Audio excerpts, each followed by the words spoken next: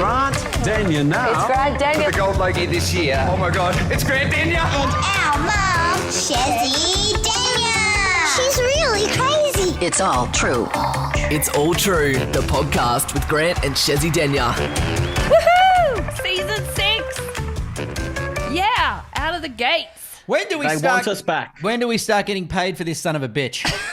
Season 30. Yeah, Luckily, we do it for love because it's fun. It's just fun hanging with you guys. it is nice, actually. I'd do it for free I know. forever. I still laugh that we go off for a break after the season ends and then we come back the following week. We've literally had no break. We've had I don't no even break. know why we do. Why do we even do it in seasons anymore? Yeah, I don't know. Can we change it? Can we just all of a sudden just go to just one continuous season, or that doesn't What work? if we just podcast our life continuously? How about we just never not be recording? George? Just mics on the entire time. I think we also missed a pretty important milestone that we actually reached over 50 episodes the last time we spoke to you guys. Oh, Which did is pretty we? huge. Gee, that's Oh my banging. God. 50 eps. 50 episodes. Holy moly. And you brought it home strong that season 5 with the review, mate. That was good. something else. That If you haven't was- caught the yeah. last episode of series 5, get your bloody ears around it because it's a ripper. Yeah, you're very talented, George. Yeah, a lot of people have been, I've gone out to the pubs and clubs and that song comes on, Time of Our Lives, and people have already changed the lyrics. We've Really? started a revolution. Wow. Absolutely. Have people also coming up to you going, you know what, you've outgrown those other two. It's about time you go. You go out on your own. Go alone. Yeah. No, I haven't outgrown. I've grown in to you two because I was sort of on the outer circle beforehand, and now I've sort of become a part of the filth and disgustingness that this podcast is. And I love it. I wouldn't have it any other Oh my way. God, I'm waiting for somebody to say we really need to rein it in. Just adding another layer of filth. That's what we should just name this entire series 6.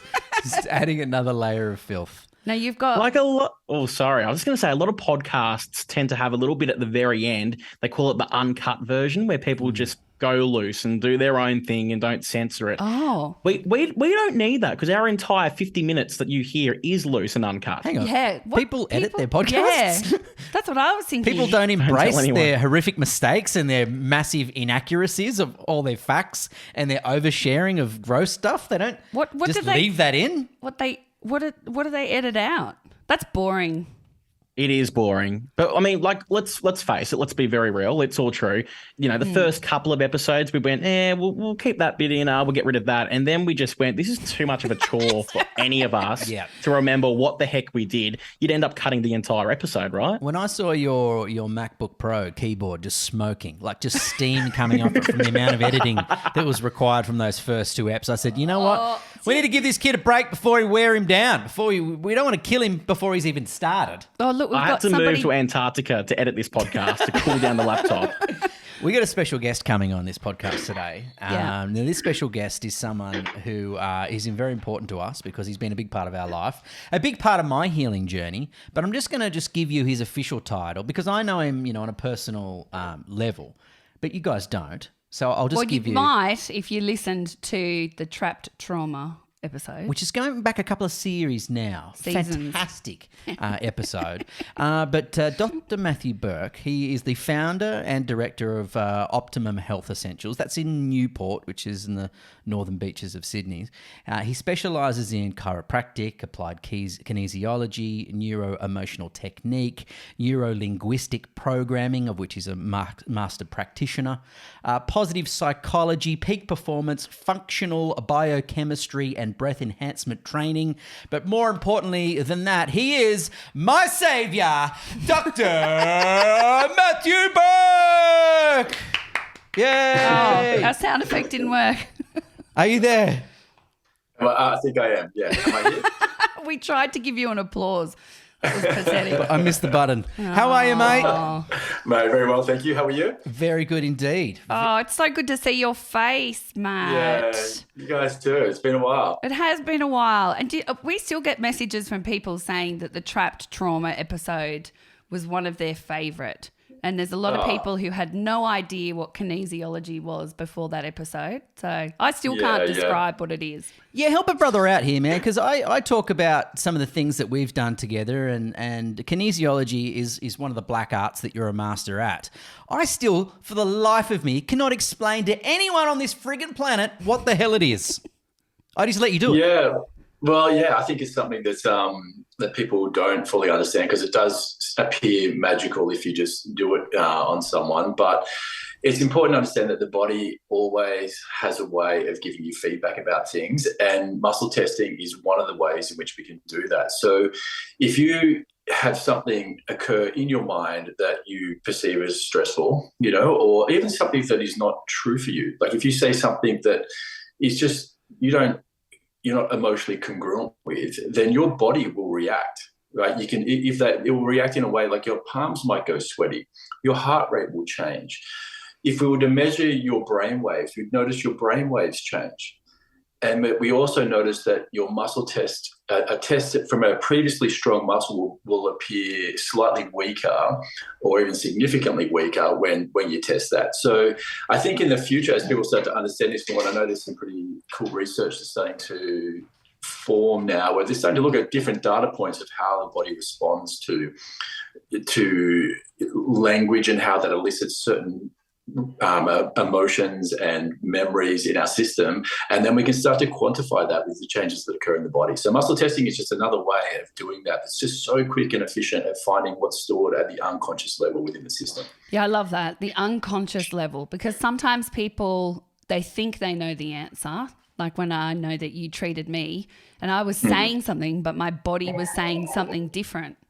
Oh, totally. And this is so much of, I love that there's a book called It Didn't Start With You by Mark Wolin, and it's an amazing kind of map of how trauma passes down, not just through our lifetimes, but through generations, and at least 3 generations back. And it's not uncommon to see these sort of patterns, like Freud talks about as repetition compulsion, how you can continually act out the same thing, same traumas in your life until something resolves it.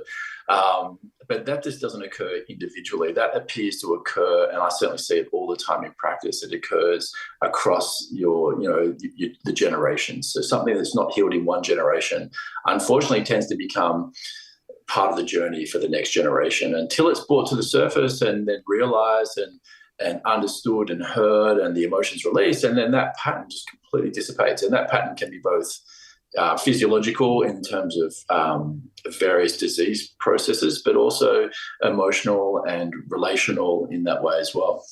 When we bring little children into this world, they are the sum of our combined DNA. And if there is DNA trapped in that trauma, and that becomes the sum of the child that we've just made, how do we stop that trauma? How do we stop that generational trauma? How can the trauma stop with us so it doesn't go on to the next generation? Yeah, I mean, the amazing thing is to understand that, that when a child's inside of you, say if it's say if you're pregnant with a little girl, then she has inside that pregnancy, during the duration of that pregnancy, she has all the eggs that she will ever have for her life as well. And both her and her children's or possible children are exposed to the energy, frequency, and experiences that are going on within the mother at that time.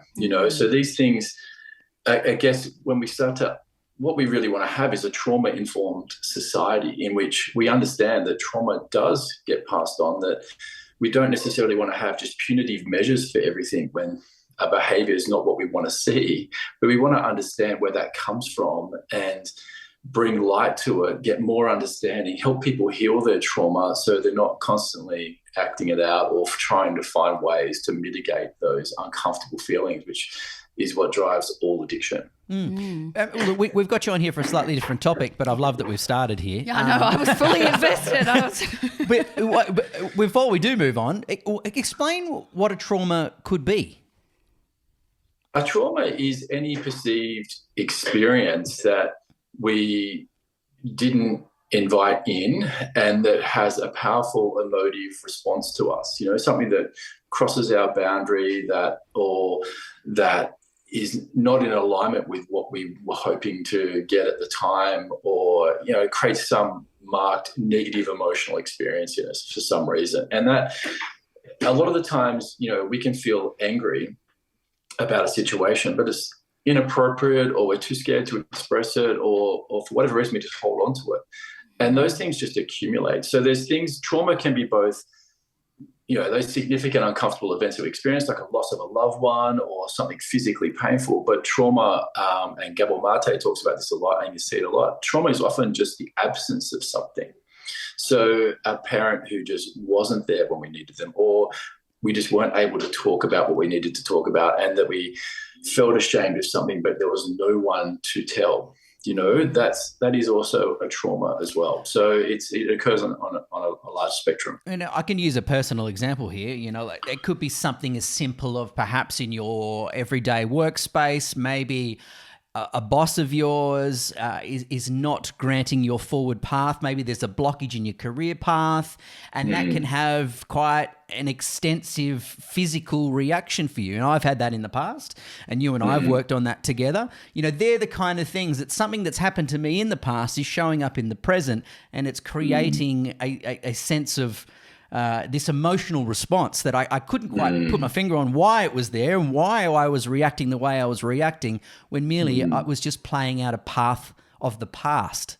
And that's what we're doing. Our brain's constantly projecting into what we perceive. We think we're just receiving information about our environment in present time, but we're not. And the older we get, the less we receive what's happening in the now, the more we're projecting our kind of what we think reality is into the present situation. So a part of that are these movies that we keep playing about what we think, you know, our life looks like, and the beliefs we have about certain things, and we project that into a situation like, oh, that always looks like that, and when this always happens to me, and these sorts of things, you know, and we can find ourselves recreating those experiences, and we find those little, you know, the ceilings that we can place on ourselves and our full expression, because of these beliefs that we form based on those sort of unresolved patterns. And if you can quickly ascertain what that is, then there's that aha moment you have of like, oh my God, I am just doing that because of this. And this is just recreating this experience. You release the emotion,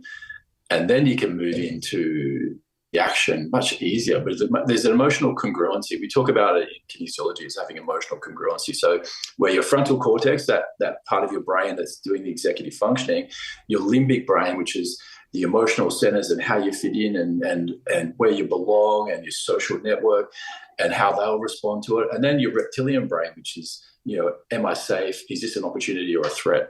You know, those parts of your brain, if they all line up, then it's easy to do something. If one part of that sequence isn't lining up, then it's hard to do it, because you feel it like, I know I want to do this, but why do I keep doing that? You know? Yeah. And it's to feel safe, to fit in, you know, all those things. So when you can, kinesiology is one way of just pinpointing those sorts of things quite quickly and understanding what part of the nervous system is involved, and, you know, bringing that to the surface. When you have new people come in and you work on them, do they just walk out feeling really shocked and strange? Because it does feel quite magical in some ways, and it feels quite strange, doesn't it? Like it almost feels made up when you first have it done. I mean, I've seen the effects, so I'm all for it. But I just wondered, you know, when you first have somebody come through those doors and you work on them, and you get straight to this core point that they sometimes don't even recognize themselves. Well, their body has told you something that they didn't even know themselves. That's mystical shit right there. It is, yeah. Well, I guess what there is, though, is this beautiful resonance of truth. You know, there's a knowing that we all feel when you hit that thing that's just true for them. I mean, I had a situation recently with a boy with OCD who was washing his hands all the time and really just peeling all the skin off his hands. And he was the reason he was doing that was because of a deep fear, and the deep fear was his fear of getting into trouble. And what came out of that was this experience that he had at school where he got into trouble at for something that was quite trivial, but got in a lot of trouble for it, and so because it was really things going on that were just misunderstood at the time. So there's this theme that he experienced of being misunderstood and being inappropriately punished at a level that didn't seem to fit the crime. But when we took that a step deeper, it went back for 3 generations in that family. Wow. of the so a great grandparent witnessing someone be getting hung for something that they did just to survive. Whoa. And when that came out, using deductive reasoning and asking questions with kinesiology. And then when I said that, the mother burst into tears. Remember, I'm working on the child. Yeah. And she goes, I have that dream all the time. Oh, I've got goosebumps. what? So it's Right. still running through multiple generations. So she was having a dream, not talking about it. The child's having this experience of, I'm terrified I'm getting into trouble, and it's manifesting with OCD. And how would you find that stuff normally? No. I mean, you can't, right? But if you just be curious and open and let the body lead you, it's those sort of things. Well, they just happen all the time. It's an incredible thing. And I just really hope more and more people become aware of it, so that we can start looking at the multidimensional, multi-generational nature of what we're experiencing on so many levels, and start to really deal with the underlying drivers, and have a lot more compassion for each other, and it would just change the way the world operates a lot. Yeah, I agree. And You went back multiple lives. I did. with That's what we Dr. spoke Matthew about Burke. last time. Yeah, Yeah. that in my was- first session. Because I remember saying to you, I was like, I've got ADHD, so I'm not very good with the front, whatever this part of the brain's called. Frontal cortex. Yeah, thank you. That one. That's great. Yeah, the executive functioning. She's like, flitting like a butterfly. But yeah, that was a amazing experience. And that was a situation of where it went back past lives of your soul, right? Yeah. So that wasn't ancestral. So there's 2 things that can occur when things go beyond the dimensions we're normally familiar with, which is what happens in a biological history. But what can also happen, that again, if you just be open to it and let things go wherever they want to go, is that you can have traumas that can seem to be passed through the lives of a soul, or the nature of that individual's consciousness. And there's some really incredible research on that sort of stuff as well. And then there's also the ancestral trauma that comes through possibly the DNA, possibly the epigenetics affecting the DNA, or who knows, maybe some kind of resonance of frequency that affects the family system, like maybe it's like a memory within the cloud of consciousness that affects this particular family system. So all that stuff is all unknown, but a fascinating field to explore. So you are no doubt that we are celestial beings as beings as well as physical beings. Yeah, well, I mean, just from my experience as a practitioner and just someone who is just innately open and curious, and recognize that there's so much we don't know. We live in such a narrow bandwidth. I mean, I laugh when people say trust the science. I'm like, the science knows about that much. Yeah. And it's good. You want to have an evidence base to things. You want to build that evidence base for sure, but we still just know so little. We just know so little about the nature of consciousness, and it pays just to be humble in that, and just recognize that, and just let things explore and be open. So for me, both in my own spiritual practice and in my daily practice within what I do for work, I see so much evidence for all of those things, and this ongoing evolution of consciousness for us as individuals, as well as us as a collective. You feel like there's a great awakening happening? I kind of feel like a worldwide. people just sort of, we're talking very differently about how we're made, where we're from, how we could be better. I don't know if it's just I'm stumbling across this sort of newfound language, or I'm open to it, or whether it feels to be a little bit more global. Well, there's no doubt that that's happening on again multiple levels. On the physical level, we developed the internet as a species, and now we can communicate across the planet instantaneously, and we have access to incredible amounts of information and this storage of knowledge that normally would be quite esoteric or very hard to find. And now we can just flick on a podcast and listen to it as we drive to work. So we've got that happening at the very same time as we've got, a global existential threat happening on multiple levels to the human species. And so we've got this, this potential for us to really adapt and evolve and move through this in a way that, but in order to do that, we need to stop seeing ourselves as separate from our environment, separate from each other. And we need to start recognizing that every single thought and action affects every single other being and thing on the planet, and start to just navigate it differently. So that's the shift that's being called forward. And I'm certainly seeing so much when you talk about awakening, just those big spiritual breakthroughs, peak experiences, incredible the amount of people who are having these sorts of things now through whether it's breath work, whether it's through meditation practices, through yoga and those sorts of practices, through the emergence of what you can see now in the fields of psychedelics and the research that's happening on that. All that kind of stuff is just revealing, so much more to us, that we can have access to that information now. So it's certainly an exciting time to be alive and to be a part of that and, help support it as much as we can.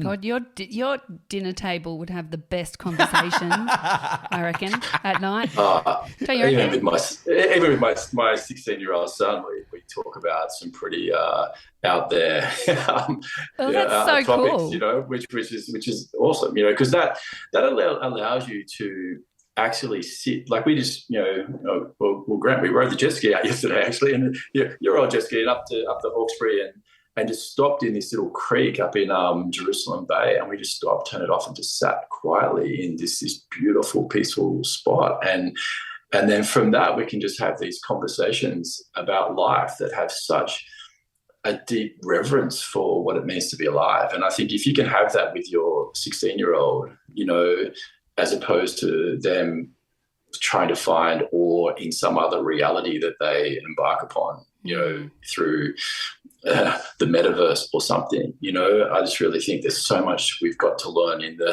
about nature itself, and to be a part of that, let alone, starting to delve into these other forms of experiencing reality that are much more prone to manipulation.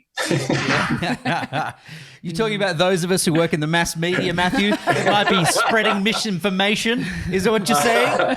Not those that have been, upgraded and working at such a conscious level. Yes, I must admit, Grant Denyer 2.0 is a much better version of the first version. Why is that? Why would you say Grant Denyer 2.0 is better? Oh, because I don't think I was aware of my programming of why I was working like I worked.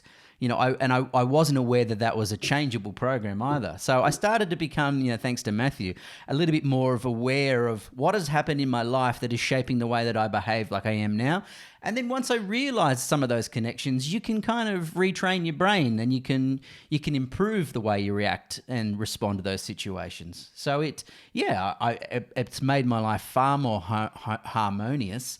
I'm not seeing challenges as faults or failures. I'm just seeing them as course corrections or something to learn from. So you just don't become as abrasive with your own life. You're not at war with your own path. You become a lot more in flow with your own path, kind of like a river. You don't feel like you're swimming up it. You're kind of just running with it and using the power of the river. I don't know where all those words came from. That was lovely. But actually, I surprised myself. But beautiful, and so true. There's a lot less force that you apply to life. You're not yelling at life to get what you want. Yeah. You're listening and respecting the way things are flowing. And then that makes it so much easier just to swim with the current, doesn't it? It does. I think I used to use a pretty big stick to kind of beat my path. I felt like I had the theory if it was meant to be, it was up to me. You know, I felt like no one would help me. I had to do everything on my own. I had to wield a big stick to carve my own path, and that wasn't necessarily right. And then once I realised that the universe can conspire to work with you as well, I became a far more relaxed person. And it's funny how much stuff that you attract into your life, that not what you necessarily wanted, but definitely what you needed. And there's a big difference, because everything I wanted, I was chasing everything I wanted, and I got everything I wanted. Problem is I didn't have everything I needed. And that's the different now. And they're just stages of development as well, aren't they? I think it's for most people, this is just the path. That's not wrong. It's just part of what you do at the start as we develop our individual nature, our individual ego, and we've got all our own, as we talked about, the ancestral stuff, the different things that have happened in our lives that influence us, and we've got to, we feel like we've got to make something of ourselves as how our culture's, set up, and so that does require a lot of effort and energy and commitment to that initially. But once we sort of have formulated how to generate, that our security needs and our status needs and that kind of thing, then it's really like, well, what's next? And that's when we start to move into this level of conversation, which is about transcending those things and moving into the soul's expression of life, which is much more collaborative and much more compassionate and much more, there's much more humble in its approach to things, and wants to work with things instead of just take things, Yeah. Yeah, I think that's great. And moving on to the immunity. Yeah. I was thinking, does that, if you've got this trapped trauma and you've got these, these things that you're not dealing with, that obviously would have a big effect on somebody's immunity levels. Well, I know it did with you.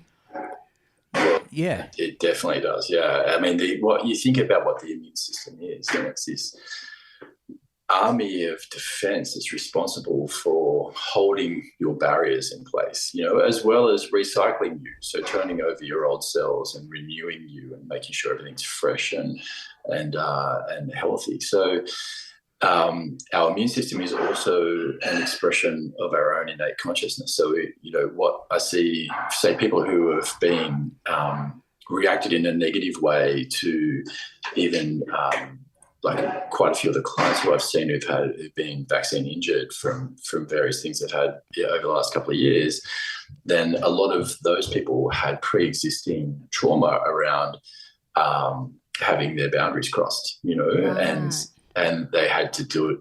They felt like they had to get that to go to work, or they had to do it and they didn't want it.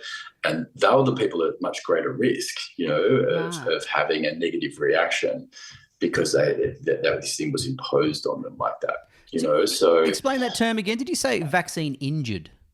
Yeah. So like an injury from vaccination. I'm just yeah. So people can. And I'm picturing, to help you out here, I'm picturing, I know somebody who is very much like that, was very anti having, any vaccinations, and had the COVID vaccine and didn't want it, but had to, get it for work, and was not happy and ended up with a blood clot and was kind of like, see, I told you, I knew this was going to happen. Yeah. Whereas other people have had the vaccine and haven't had that reaction. Is there a correlation? Well, in my practice, there's definitely been a correlation. It's not the only correlation, but it's definitely one that's there, especially with people with the long-term kind of, the things that weren't just transient but had much more long-term complications. There's often that layer to it, as well as just there was other risks physiologically within what people were going through at that time as well. It's tough, isn't it? The people who want the free choice, and I completely understand and respect that as well. And then I was only seeing some pictures from not that long ago on the steps of Parliament House in Melbourne where the police are going up shooting people with rubber bullets just for mere protesting the fact that they were having their freedoms removed, and you're going, mate, this is Australia in 2022. What the hell's going on? There was a lot of fear. There was so much trauma and fear and indecision and the whole trust the science thing. And as we now know, like, vaccines aren't even mandated now. So we don't know. It was such a difficult period for anyone to navigate, for everyone to navigate. So if the whole trust the science thing, it's a bit hard for everybody now, to trust it, because we kind of feel like it sort of let us down a little bit, and the rules have changed and the goalposts have moved, and we had to, now we don't. In terms of COVID. In terms of COVID. So what are the other ways that we can hack our system, mate, to make our immunity stronger in a natural world?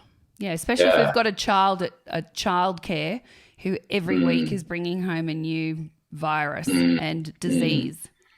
Yeah, that's a pretty challenging phase to go through when you've got a child going through those early phases of daycare, because it is the time in which they develop their immunity, their acquired immunity. This is the natural process for that we just take the fast track for, because they're getting exposed to a lot of things really quickly when you put them in an environment like that with a lot of other kids.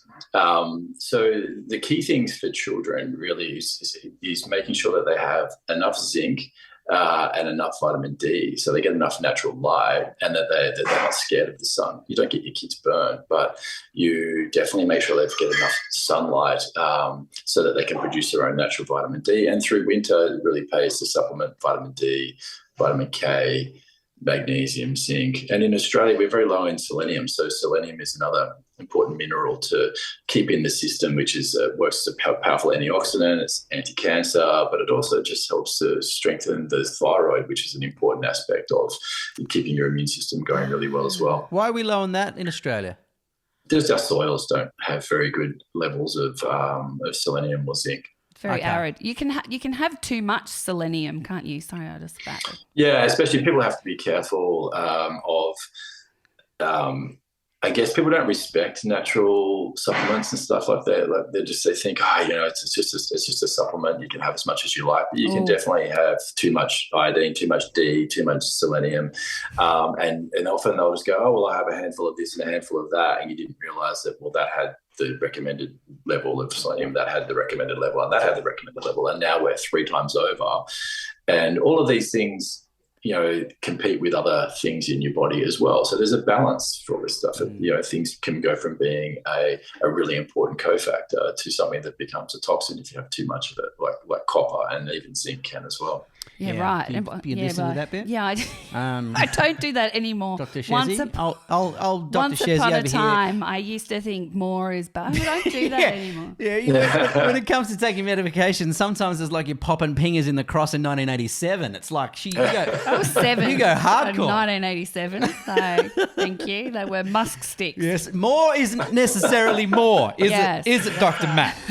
No, I think it's important to for kids to keep their doses conservative, and I'm a big person in practicing that way for measuring that sort of stuff. So to do a blood test, have a look at the levels, and go, well, how are we traveling here? Because you really don't know until you test, and there's some limitations in testing as in terms of what it actually means at the full body system level, but it's definitely a good marker to know where you're at with things. And because some people just aren't absorbing stuff, like you might be so you really need to take zinc, but they're actually got an intolerance to gluten, and they're not absorbing anything because their whole small intestine's inflamed. So sometimes it's a matter of, well, it's actually not the zinc that's the problem, it's the gluten you need to take out, or it's the dairy intolerance that you have. And then start to any child who is chronically ill, who is sick for more than a week at a time, has got some sort of intolerance and some sort of nutrient deficiency for sure. Yeah. Like kids, when they're healthy, it's so important to not give them Panadol, not give them Nurofen, let them run their fever. It's very rare for children to have seizures when they have a fever, and it's much more common. Most kids will just run a fever, and then that is such a key part of their what's called their innate immune defense. So their body gets hot, their immune system works way more effectively when they have a fever. It makes them still, so it's kind of all power to the shields. Their whole system is focused on that immune system. and then it clears, right? So then they wake up the next day and they're new again. Whereas if you suppress that immune response, which is a primary immune response in a child that's under 7, it's the most important part of their immune system. If you suppress that, then they go from having, a viral infection to a bacterial chest infection, and now we're on antibiotics. And the average child, by the time they're 5, has 7 courses of antibiotics. So now we've completely disrupted their microbiome, and we know, how important that is to their overall health, to their mental health, to their immune system long term. So really, it's about avoiding that by making sure kids have a good diet, that they're eating a broad range of foods, that they're not addicted to sugar and those quick fix starches, and that we supplement them with the things seasonally like zinc and vitamin D, omega-3s, and sometimes a little bit of iodine if they're not having any seafood or anything. Just iodine's another really important one, especially if they've got weak nails and dry skin and that kind of stuff. And if they've got those little pimply things on their arms, or they've got a bit of eczema and that kind of stuff, just look at their diet and go to the obvious things, which is take out dairy or take out gluten and take out both of those things and feed them whole foods for a month and see what happens. Then add those things back in and see if the skin comes back, in that way, and you'll be able to work it out. Or you can do this, we do what's called a food inflammatory test, which tests for 700 plus different foods and additives and can pinpoint that stuff as well. But it's pretty much for the 80% rule on kids is if they're not getting over things within a week, it's often going to be one of the common foods that they're eating a lot of. It's just obvious when you look at their diet. Pull that out, supplements, and especially if they've got a bloated gut, it's going to be the diet that's the big driver. And then supplement some of those good nutrients and tidy things up. And then they just they start running a fever for the night, and then getting up and going to school the next day.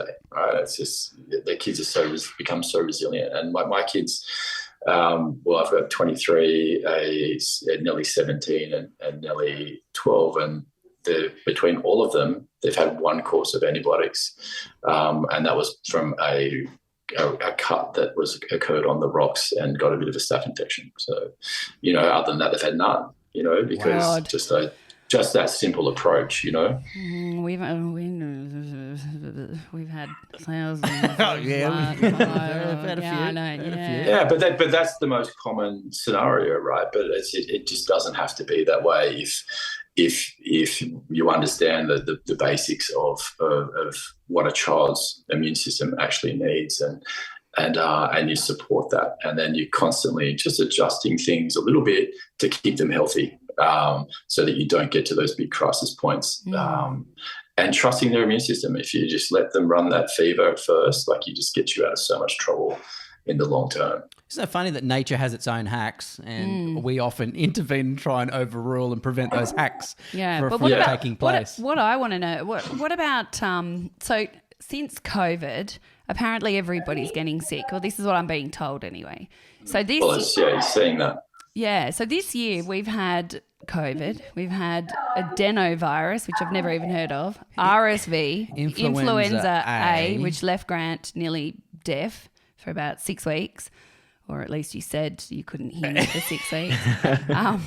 We've had chest infections, sinus infections, hand, foot and mouth. We've had everything. And I kept thinking everybody must be looking at our household thinking that we are the germiest. Just a house full of grots. Yeah. But apparently it's everywhere. So what did we think was going to happen when we rolled out a massive experiment on the population and we thought we were smarter than natural immunity? Yeah. When we try to outsmart nature, there's always unforeseen costs. There's always, you think, okay, cool, I avoided that infection by having antibiotics, but what was the downstream cost of that?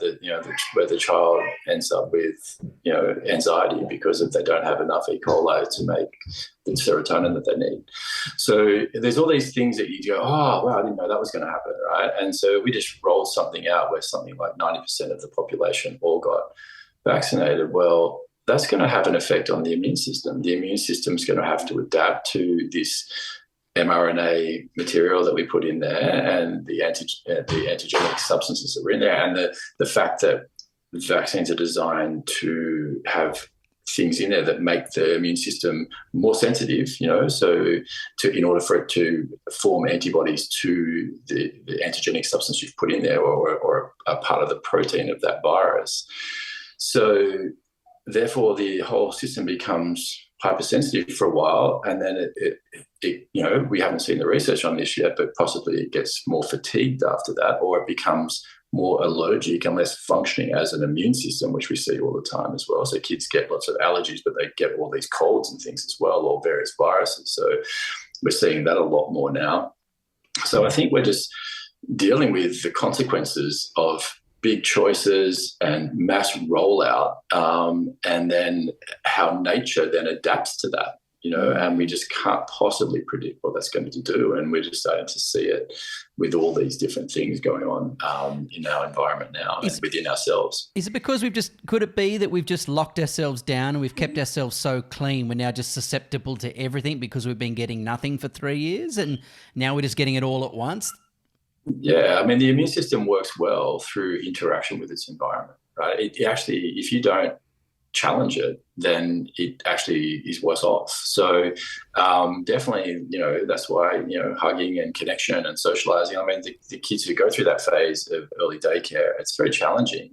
But if you can get through that without too many courses of antibiotics, and hopefully none, then your kids have really robust immune systems from then on, because they've had all those things come through their system. They've formed their own natural antibodies to it. And natural immunity is always far stronger than any other immunity, unquestionably. Sailor was on antibiotics all the time for ear infections, like all the time. She would always get chronic ear infections. Then we had Scout who ate dirt, maybe picked a nose, maybe ate it quite a lot. Yeah. She was the filth monger of the family. Ate spiders, like she Hope you just edit that out. yeah. Talk about trauma. She won't listen to this podcast. No, she hates the media. She stuck her finger up the dog's bum once and then put it in her mouth. That's true. That's a true story. Yeah, so it's not a true story. She is just, she ate dog food. She just anything that we got told anything. her not to do. Yeah, she's the healthiest out of the lot of us. Is there something in that? Totally. I mean, we see that, right? You see that in indigenous cultures. They don't have anaphylaxis, right? They don't have eczema. They don't have asthma, But then you're those cultures. As soon as you expose them to, Western diets, then they start, and then you vaccinate them to protect them. Then all of a sudden they have all those things, but they just don't exist otherwise. They're not there. Wow. George, how's your immune system? Sorry, I forgot that you were there. That's all right. Yeah, I was just going to say, Dr. Burke, before you think I'm Grant and Chezzi's oldest son, I'm not. I'm their producer. My immune system was horrible. I had so many days off during school, mainly because of sore throats and your general cold. But I've got a question. So I haven't touched fruit or had it in me. That sounds horrible, but you know what I mean. Ingested fruit for a very long time. I'm going to say the last time I had something Tell the truth, George. was in year 3. Whoa! So what does that do for me? Am I the unhealthiest bloke you've ever met, or am I going to see some really bad, repercussions for this? Grill me, please. God, I want to know how you go to the toilet, George. No, I don't want to know that. Don't answer. Well, I guess it depends on what else you're eating instead of. I mean, I still have vegetables. Yeah. And just like I don't eat unhealthy. Like I don't have lots of sugary like ice cream and chocolates and stuff. I have pretty wholesome meals, but I haven't touched fruit for a very long time. Yeah, so it really, if you were eating really good quality organic meats, grass-fed and finished, beef and that kind of stuff, you essentially outsourced a lot of your, of the plant kingdom because it's coming through that form that's already been digested for you. And you're, because all we're trying to do really is take the energy of the sun, that's come down through plants and photosynthesis and then been eaten by animals. It's either been stored as carbohydrates or fat within plants, or it's stored as, as fat and protein within animals, right? So what our mitochondria does is just get whatever that source of energy is and convert it back into, sunlight type energy that our body uses for us to be alive. So you can have it in so many different forms. I think you don't have to have fruit in your diet as long as you have a broad range of vegetables to pick up the micronutrients that you need. And if you were to eat, nose to tail type animal foods, and a broad range of those to get all your nutrients, and you didn't just eat chicken breasts every day, then you would be totally fine. I mean, the whole fiber myth within going to the toilet and all that kind of stuff, that's an interesting sort of thing as well, because it's I went carnivore for 8 weeks completely just to resolve an autoimmune thing I had going on at the time with an inflammatory arthritis, and it just totally sorted it out. It took something where I was feeling really stiff in my body and back, and waking up some mornings feeling like I was 100, and had me going back doing back bends at yoga, within 4 weeks, and going to the toilet more efficiently than I ever had. And I grew up with that. And that was just on an all-meat diet. That was just steaks for every meal. Yeah, that was really good quality beef, but I was having some offal sausages because I had trouble getting liver and stuff in, because it's good to eat a bit of liver, kidney and heart when you're on that sort of a program to broaden your nutrients out. But then I would just eat just beautiful cuts of meat. I'd only eat once or twice a day. Could you have mustard with that meat? Or gravy? Well, I've got to say, occasionally I had a tiny little bit of mustard on some of the steaks, but I just need a bit of flavour, but mostly salt and pepper. But occasionally a little tiny bit of mustard, and I've had $1,000,000, and it's something that I kind of cycle through now, So this time of year, I like, it's kind of springtime and the fruits are coming back out. I like to have a little bit of fruit and that kind of thing again. But I find in my system, I'm actually better off being pretty paleo and somewhat more carnivore. It just suits my constitution. So, but I think it's very, very important if that's what you're eating, that you're eating really good quality forms of meat, and you don't eat grain-fed and all that kind of stuff, which has a lot of inflammatory products in it, which will catch up with you over time in terms of what your cardiovascular system's doing.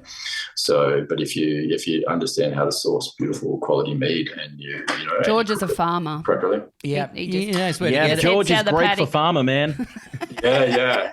Is it really? Yeah, great. So, and he lives in Rockhampton right now, so it's the beef capital of the world. The beef capital of Australia. I'm in the right place. But I think it all ties in as well, because I had a really weird experience with a banana.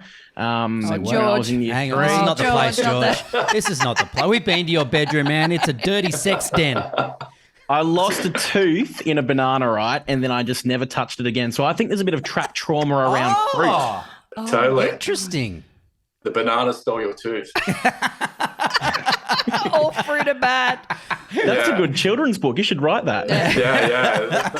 That's called stimulus generalization, and it's something that happens when things happen early on in our lives, that our unconscious mind tries to protect us from everything that even looks like that. So if we were bitten by a snake when we're 2, that when we're older, we're scared of like the hose and a stick and long grass and a paddock. Where for George, it's like, he had an encounter with a banana, and now he just hates all fruit. Yeah, all fruit's out. That's very black and white thinking, George.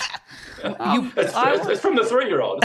I wanted to ask a question. And you might not be able to answer this because this could be mental. I could be setting myself up here. Going down some good territory now. When I get really stressed, and I don't know what it is, it's probably resorting to a past life, I have to eat pork.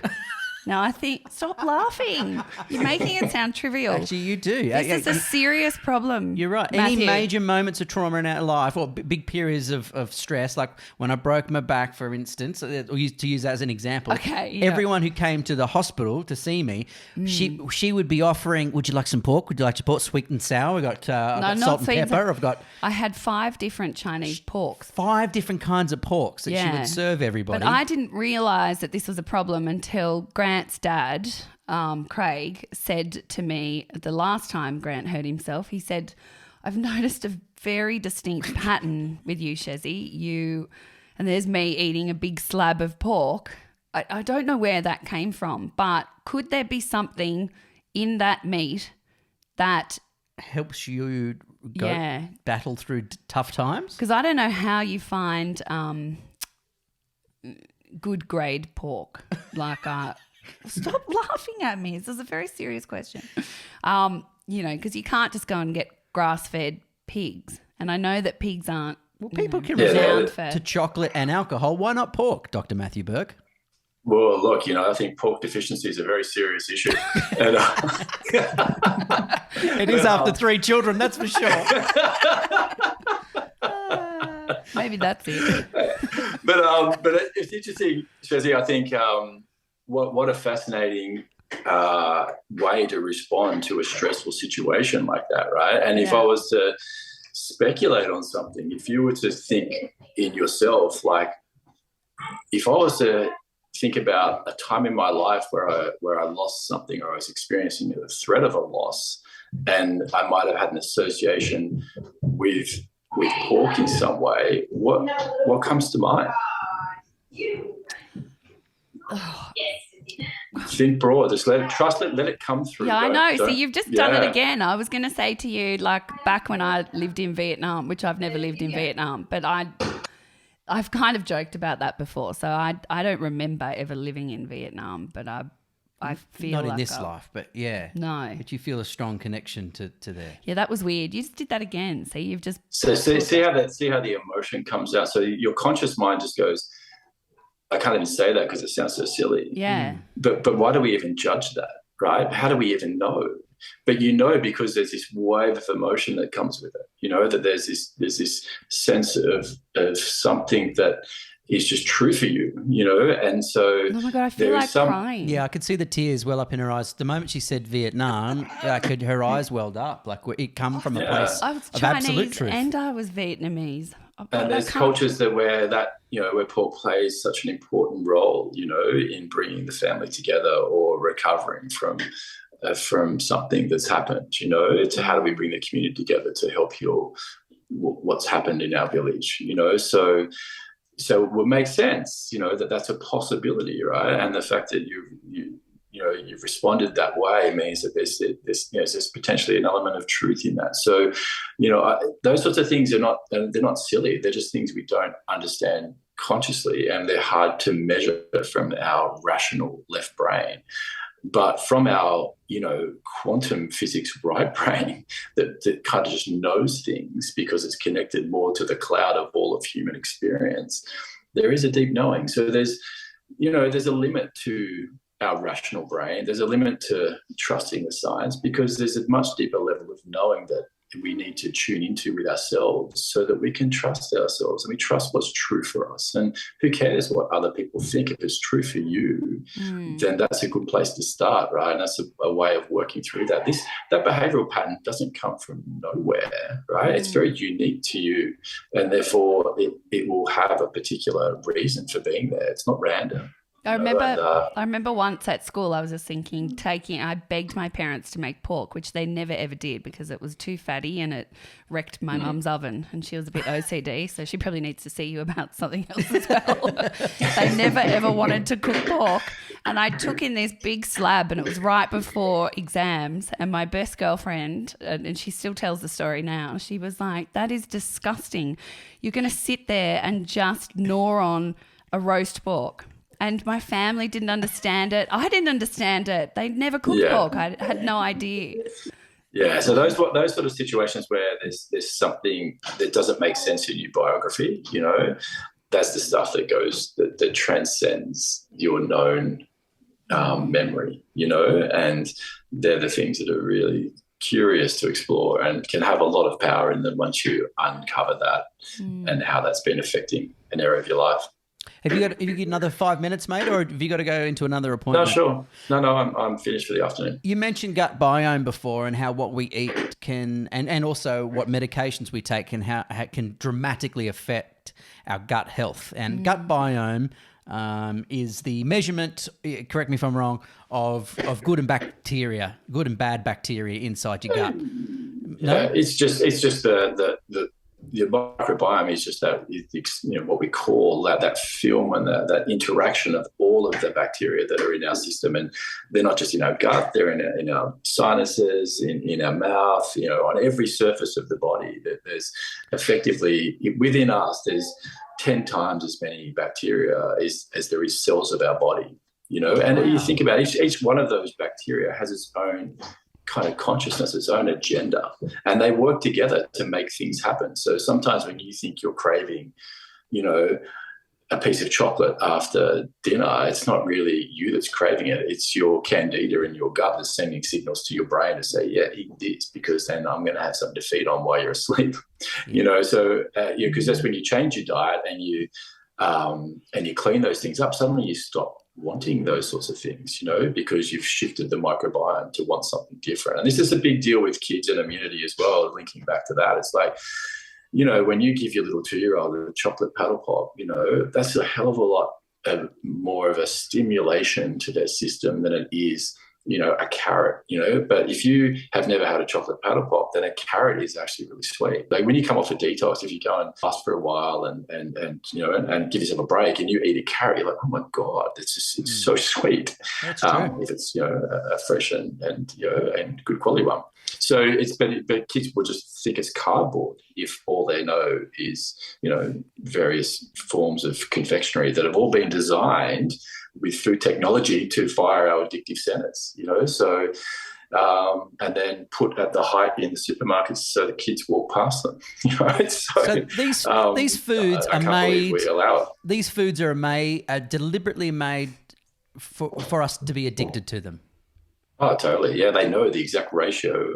Because if you just eat fat by itself, there's a limit to how much fat you can eat, right? You just get to a point where if you're chewing on a pork knuckle, there's only so much pork knuckle you can do and you're going to stop, right? Well, I don't know. But unless there's a really strong trauma, But then, and the same with if you just have sugar, right? There's only so much sugar you can have until you go, oh, God, that's enough, right? But if you put sugar and fat together, there's a ratio that they know where you can't stop. It's like Krispy Kreme donuts. I once saw a thing on ABC saying that they measured it and tested it. It's the sweet with rats stuff and everything for so long. Yeah, it's the sweet stuff. In which case you don't satisfy that part of your brain that goes, yeah, that's enough. It just keeps going, and so you when literally you eat yourself to death, potentially. Well, you look at the levels of type 2 diabetes and the consequences of that in our society, and just how much trauma and how much suffering and how much expense goes into managing all of that sort of stuff as a society, when we could just stop putting chocolates at the level of eyesight for children and stop rewarding our kids with sweets. It's something that we want to not create all those associations with all the time. Why does the health of your gut have such a strong correlation to your mental state? Well, if you take just one of the key bacteria, say, which is a form of E. coli synthesizes and helps your body produce the amino acids for which are called tryptophan, which makes serotonin and melatonin. So serotonin helps to make you feel happy, it helps to manage your moods through the day, and it converts to melatonin at night, which is how you sleep, right? So that's the tryptophan pathway. And then you have tyrosine. Now, tyrosine is another amino acid made, again, synthesized from your bacteria that is the precursor to dopamine and to noradrenaline. So dopamine is what develops your motivation and your ability to learn and your excitement about the future. And noradrenaline is really important for concentration and focus and staying on task. So, in the last 10 years, we've exponentially sprayed glyphosate over everything. And glyphosate, glyphosate's the herbicide that they use on all the weeds, just to spray it to knock it flat so that the harvester can roll over it, right, and make it more efficient to clean up. Because glyphosate is completely innocuous, is what they were saying, because trust the science. However, thankfully, Children's Health Defence and those guys have just sued Monsanto and said, well, hang on a minute, this causes cancer and it causes a lot of other things, but the most major one, and you look at I don't want to get too controversial here. I'm sure you guys might want to edit this out if you want, if you choose to. But there's, you look at, big pharma owns big agriculture. So those two things are connected. And so if we spray everything with glyphosate and disrupt what's called the Shikimate pathway in our bacteria, which is how our bacteria convert raw materials into tyrosine and tryptophan. So now we can't produce the neurotransmitters we need to feel good and concentrate. Oh, but what are the top sellers? Well, if you didn't see in the paper the other day, it's like, well, if we can increase our how much ADHD medication we sell, we can help kids concentrate.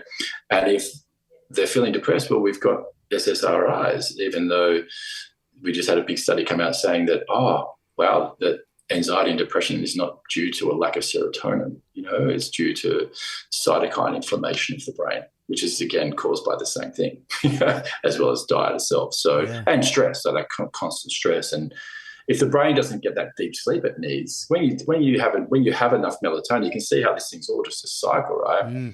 That if you don't have enough serotonin, so you don't feel good in the day, then you don't sleep well at night because you don't convert that to melatonin. Then when you have enough melatonin, you go into deep sleep. Now, in deep sleep, your brain shrinks. And all those little folds in the brain, they open up and form big valleys, okay? And that allows all the cerebrospinal fluid to go in there during the night and just wash the brain out. And these things called your microglia just go through and just clean all the brain up and detox the brain and get rid of all the toxins from, the brain's a very high metabolically active thing. It uses a lot of energy, produces a lot of byproduct. So you've got to clean that out or your brain doesn't work properly. And inflammation causes all of these things, from brain fog to anxiety and depression. But we need that deep sleep in order to repair that and regenerate that. So if you disrupt that cycle through either, too much glyphosate and not producing serotonin, or all day in front of a screen not experiencing natural light, because the way you convert serotonin to melatonin and vice versa is through natural light, is watching the sunrise, is, being out in the sun in the middle of the day, is watching the sunset. So those changes in the wavelength of light are what adjust your levels of melatonin and serotonin in the system. So I heard the other day that as humans, we pretty much go through the average day, we inflict low-level brain damage on our brain, and it's only recovered at nighttime, and only if we go into that deep sleep. And that's how critical it is. So you say you reset or ensure your body clock by just grabbing that little bit of sort of early sunlight and afternoon sunlight as well, like getting that first bit of sort of red rays on you in the morning can be a game changer. 100%, and that's a part of you just get up in the morning and watch the sunset, and you'll notice that people at that time of the morning, they say hi to you.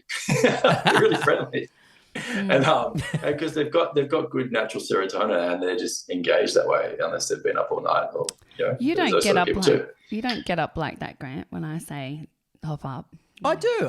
When I meditate, I do. Yeah, you're much better now, but you never used to clearly have much serotonin in the morning. No, definitely not. I don't think I had much dopamine or any serotonin, Actually, any of it. Well, and that's right. there was a lot of gut pain. You had no, wasn't it? So you had no E. coli. I had no E. coli, and that? I was my brain appeared to be struggling to produce dopamine. So which is the happy drug, and that was a particularly tough time for me. Yeah, where it was very hard to be excited about anything. It was hard to just navigate through life. If there were particular difficulties that come along, they became, quite big challenges. Yeah, it was, and we restored a lot of my correct operating system again by just working on the gut. And that's probably the important thing I think for people to remember, that, depression or periods of sadness can feel insurmountable. Like, I can't fix past traumas from 3 generations ago, but I can't even fix what's going on with me now. Exactly, but you can. It is possible. It's definitely possible. Totally. There's definitely those foundational things, just like we're talking about with kids, which is just ourselves to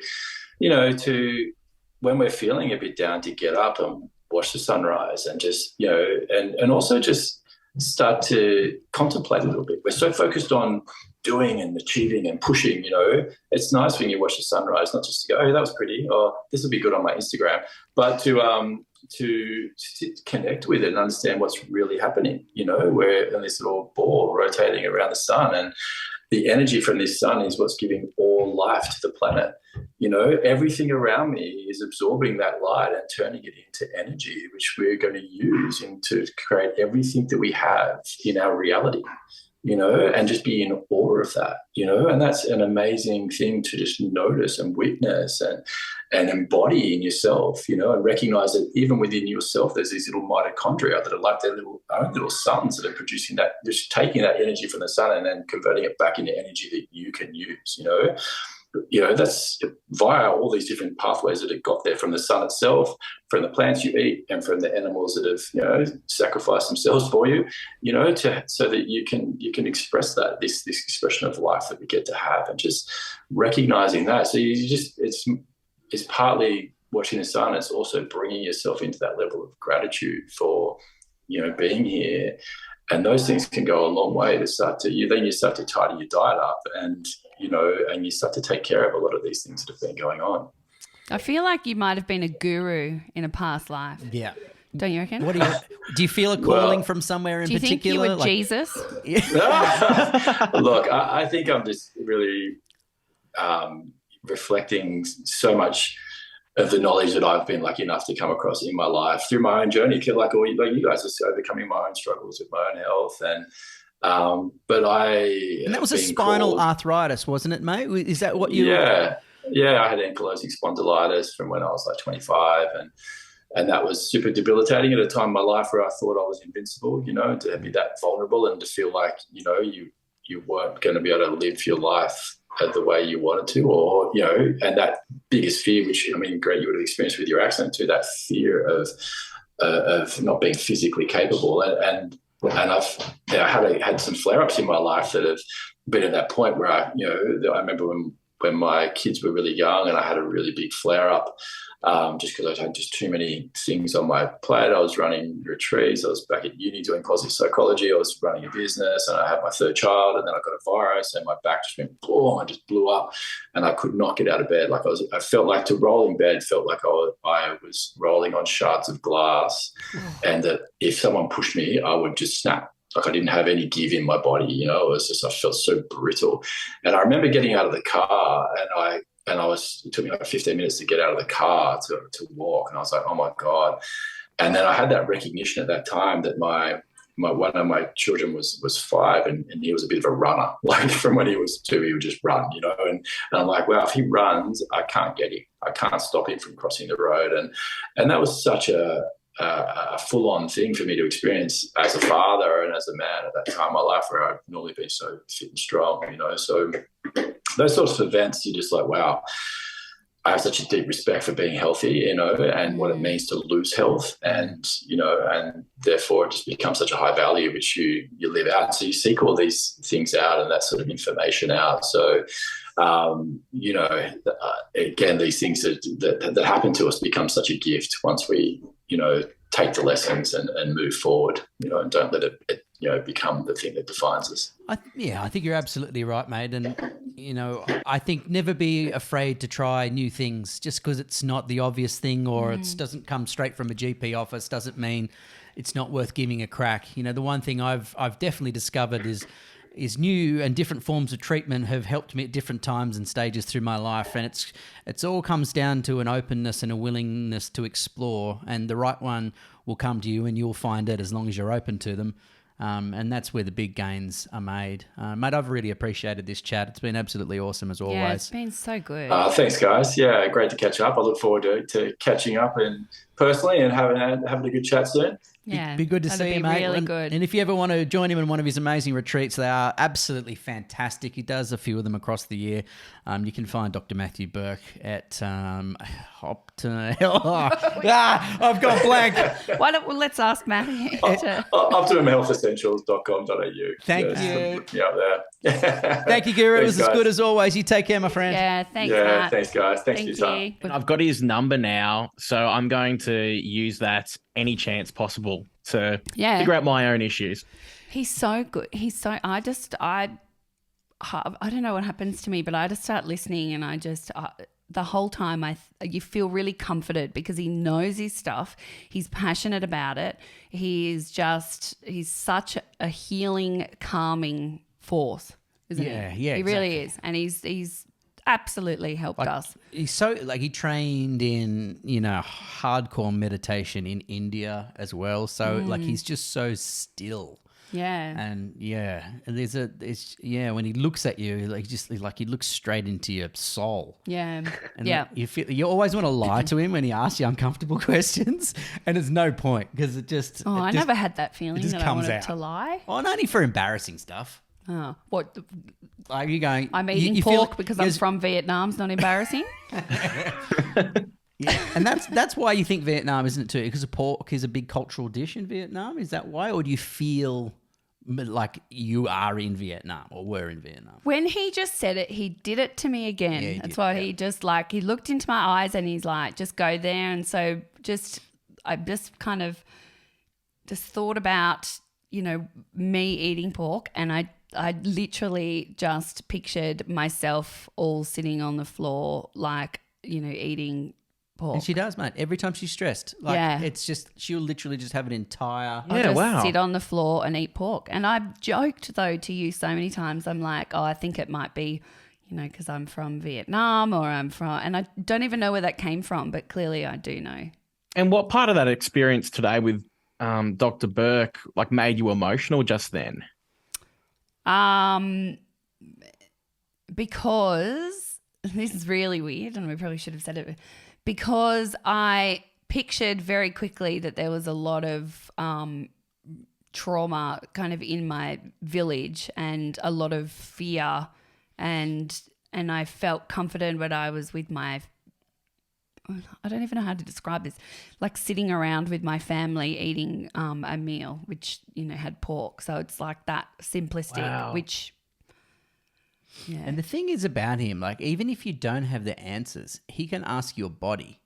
So Yeah. So part of kinesiology is there's a part of it called muscle testing. So you hold your arm out and he'll just ask questions to your body. He'll just mumble them to himself, basically. And when your arm will collapse, at a particular moment, and then it'll give him an area to focus on, and then he'll ask specific questions about that area, and then your arm will collapse when he arrives at the right answer. So he can basically get an answer from you that you didn't know was in you without you saying an answer. And that's what happened with It's the past. unbelievable.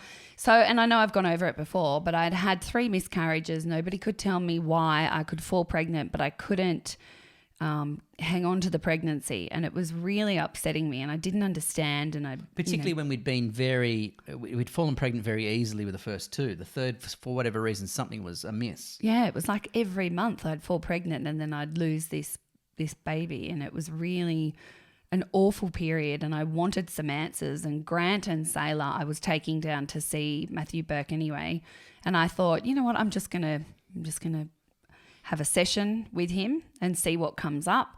And I hadn't even told him that I'd had miscarriages or anything. I just wanted to be open-minded and have a full body healing. And he literally went straight there. And he just kind of from the muscle testing, he was like, oh, there's a real fire going on in here. What's going on in here? Is it from, it's the first 12 months in utero, blah, blah, blah, blah, blah. And he's like, So he's doing the arm He's test. doing the arm asking testing and what phase trying to work out what period. And he said, there's a mother wound. What's your relationship like with your mother? No, that's not it. And and anyway, he just pretty much said to me, no, this blockage, this is it's going to come out. What's your concerns around being a mum? What's your fear? And I kept saying this stuff. I'm like, I don't know, I'm not a good mum. No, that's not it. Blah, blah.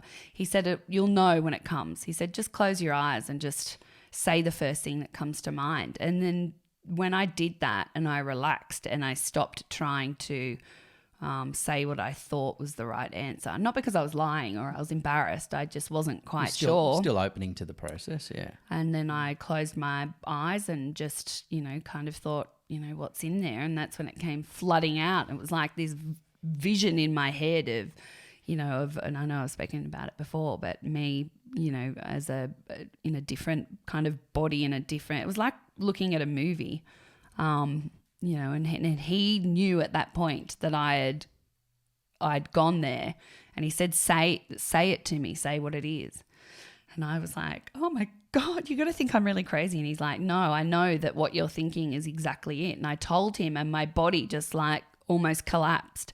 And he caught me and he said, yeah, that's it. You've just tapped into, that you had this trapped trauma that was from, your soul from many, many generations before, which for me was then extremely annoying because I wanted to know absolutely everything, didn't I? Because my ADHD wanted to hyper focus on what that was. And what was the subtext to that trauma? Was that I had you'd 3 lost a daughters, child? yeah, and the youngest one was taken. It was kind of stolen from me and was killed in front of me, and then I couldn't protect her because I was too small and too weak, and I just couldn't fight them anymore. And so then your body was preventing us bringing a 3rd child into our because life I didn't want that reality to happen again. Yeah. To try and prevent that from reoccurring. It's incredible. And I'm so Fascinating. open to the experience now because of, of that whole thing. Bloody George has heard that much shit on this podcast. He'll be a bloody guru by 23. Mate, he'll be sitting on. You'll be the Himalayas at the top of Nepal, just chanting with your beads in your hand, answering all life's questions. You're going to be a god. Yeah, maybe. Yeah, me and my beads. I need to change my career path. Yeah, no, we're talking To about be different completely beads, mate. We're not talking about anal beads now. You mean just being serious? Religious Gotcha. beads, you sick unit. Sorry, I had to take it there. Oh my God, no! Yeah. It's a lot to take in, but it was good. Yeah, no, it's good. I really enjoy those chats. It was so good. Now I Hope wanted you have to. as well. Before we go, I just wanted to say that You're wearing pink today. I'm wearing pink today. Yeah. Yay! So Pink looks good on Chezzi. thank you. I went down this morning to our local library to help launch Breast Cancer Awareness Month, which is October, and stood with the beautiful ladies from Breast Screen New South Wales, and I said that I would give them, a bit of a shout out on the podcast this afternoon because we really need to encourage people to go and have breast screens or mammograms because not enough people are doing it. And I was guilty. I was one of the ones that thought because I didn't have any family history of breast cancer that I didn't really need to go and get checked regularly. But that's not the case. So 9 out of 10 people who are diagnosed with breast cancer do not have a family history. Did you know that? No, I did not know that. And I didn't really know that until a friend of ours was diagnosed this year. And I said to her, do you have a family history? And she said, no, you don't need to. Oh, I thought that was the pattern. No. And a lot of people still think that. So they don't go and get screened. And I'm having my mammogram breast screen this week. And it's really simple to go and get your breast screened. And just so everybody else that doesn't feel alone, when was the last time you had one? Like 20-something years ago for a TV interview. Yeah. Yeah. And so I just kept thinking I'm not in the age bracket and also I don't have a family history, so I don't need to go. And what's the incidence? What's the rate of it amongst the population? 1 in 7 women will develop breast cancer in their life. Yeah, and it's increasing. So I spoke to some breast cancer survivors today who said when they went through it, it was like 1 in 10, 1 in 9, and it's now 1 in 7. So I wonder if this is these stress responses that Dr. Matt was talking about, our lifestyle, stress, how we eat, you know, the chemicals that are on our food in our regular farming and agriculture practices. Absolutely. It all look, prostate, I'm sure, is probably at a prostate similar as rate. well. And I think men don't talk as openly about, prostate. Well, most of the men that I've spoken to, no. Or when are you going to go and get your prostate checked? Yep. I'm waiting until it's definitely just a blood test, not a finger test. I think that's the case now, isn't it? Or a stool test? Yeah, you go and have a blood test, and they can check your levels and. Yeah, I guess I could probably do the finger test. I have had one of those colonoscopies. What's the thing where they clean out your bowels? Yeah, one of those no, it's very things? different.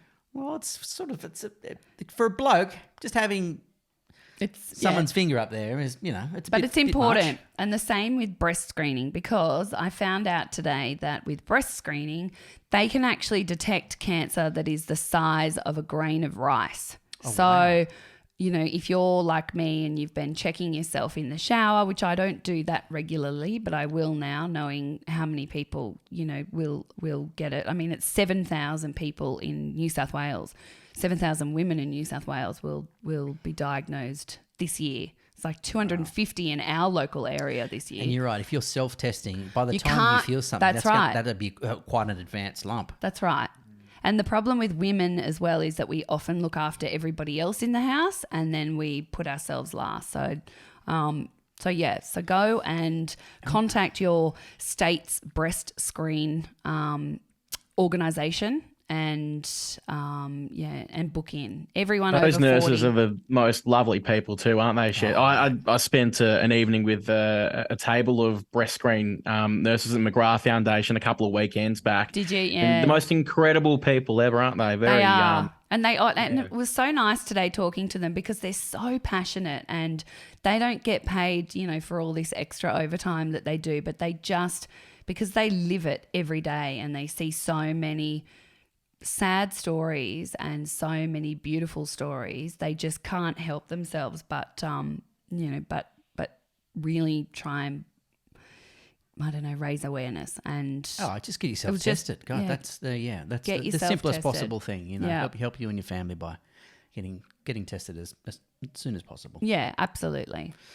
Thanks for your company, everyone. Thank you. Hope you enjoyed it. Welcome back to season 6. We've started with a big one. Thanks, Giorgio. Thanks, George. Oh, guys, I can't wait for the Oh, next episode. Here we go. George, yes. Next episode, you need to You're tell us a getting story your prostate about. checked. No, No. Live on the Yeah. podcast. Yeah. no. You've got a big story for us next episode. Oh, huge. Yeah. What? Thick.